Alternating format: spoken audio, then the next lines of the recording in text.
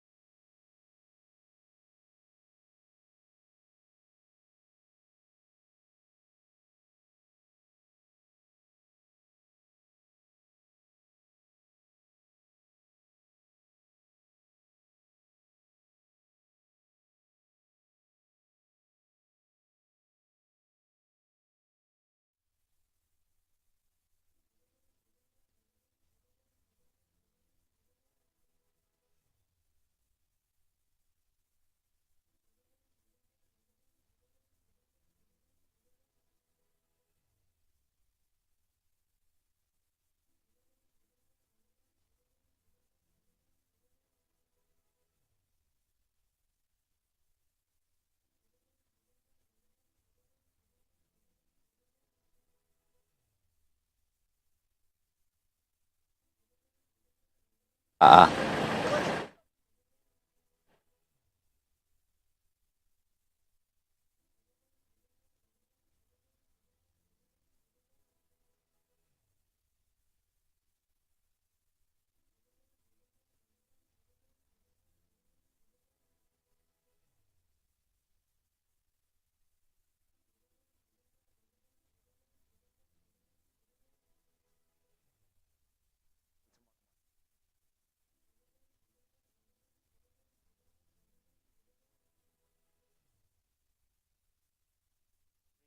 expect us may expect some build out.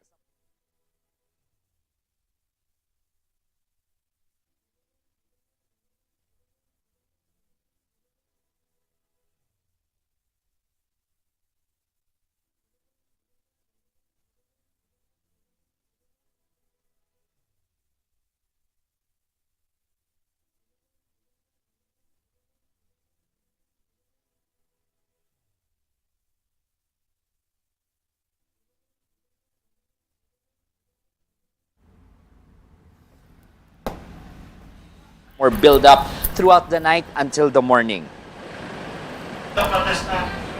Hi, Gerard. Hi, Gerard. Pa-check daw audio. Hi, Sean. Hi, okay daw? Lenten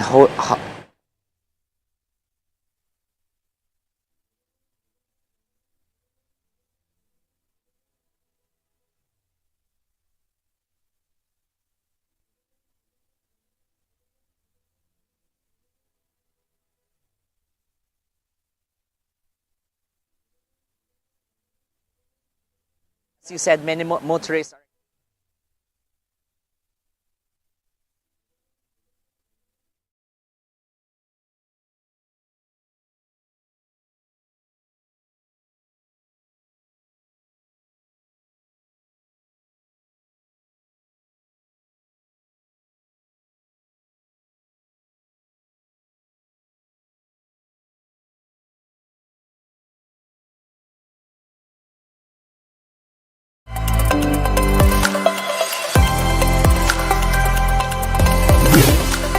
Thanks for staying with us here on One News Now. I'm Sean Yao. More travelers are returning to Metro Manila from their Holy Week vacations.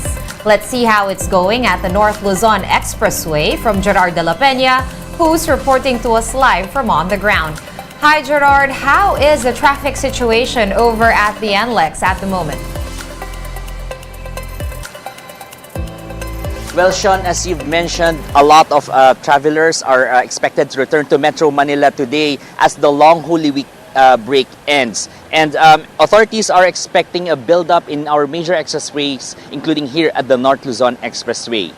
Well, here at the Balintawak Toll Plaza of the North Luzon Expressway, traffic remains light at the moment except for the cash lanes of the toll gate. Light traffic is also observed at the Bukawi exit where most vehicles from Northern and Central Luzon make their way through Metro Manila. The NLEX management said that many vacationers have already returned to Manila as early as yesterday. However, they are still bracing for the influx of motorists today. So far, the daily average volume of vehicles in NLEX has reached pre-pandemic levels. What's interesting here is there are likely more travelers this time compared to Holy Week breaks before COVID-19 struck and closed borders. There are about 350,000 vehicles on a normal day in NLEX, and during peak season, there is an addition of 8 to 10% to this number. But this time, the added volume could be as much as 10 to 15% due to the so-called revenge travel. The NLEX management is also preparing to put up counterflow lanes in certain areas of the expressway to speed up travel time of southbound motorists. Sean, as we speak, traffic here is considerably light to moderate, but authorities said that we should expect some more build-up throughout the night until tomorrow morning. Sean. Thank you so much for that update. That was Gerard de la Peña reporting to us live from the NLEX. Let's now take a quick look at today's other top stories. Oil companies will be implementing a big-time oil price hike tomorrow, Tuesday, April 11. Diesel will be pricier by 1 peso and 70 centavos per liter, while gasoline prices will be up by 2 pesos and 60 centavos a liter. A 1 peso and 90 centavo hike in kerosene prices will likewise take effect tomorrow. NE reports that passengers have doubled in the first quarter of this year. More than 10.8 million air passengers were tallied in the first 3 months of 2023. That's a 158% increase from just 4.2 million from January to March last year. More than half of the figure, or about 6.2 million passengers, were domestic travelers. The Chinese Navy is conducting live fire drills at sea, marking the second day of military exercises near Taiwan. In a video from state-run broadcaster CCTV, Chinese Navy personnel were seen firing guns and unmanned drones from aboard a vessel to simulate a strike against Taiwan. China started the military drills right after Taiwanese President Tsai Ing-wen's brief visit to the United States. Beijing is laying claim on Taiwan as part of its territory. One News Now will be back at 6:30 p.m. I'm Sean Yao.